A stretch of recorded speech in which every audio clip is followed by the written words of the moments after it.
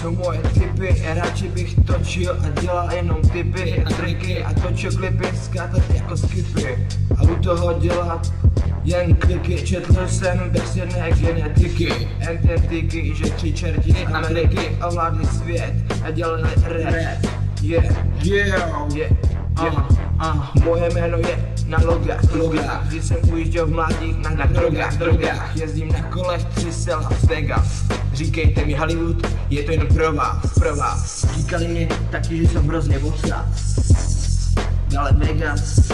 Ale když jsem poslouchal tyhle pecky rád, tak mě říkal David rád, že mě opravdu má vážně rád. Ale když jsem dělal rap o rapu, udával svek o sveku, tak jsem to nosil na triku. Od mlíka.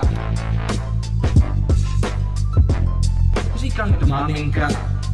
No tak teda Vojtíku, co to nosíš špinavého na triku? Ježiš maminko, já ti to rozbil, že jsem si to celé jenom poblil. Tvoji pračku jsem s tím jenom stále rozbil. Mami, sorry.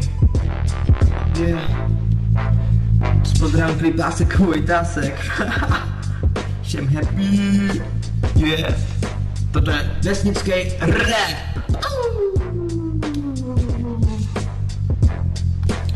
Něco málo ze života. Jo, je to taková malá ptákovina ze smátí, taky nahoře hřátí.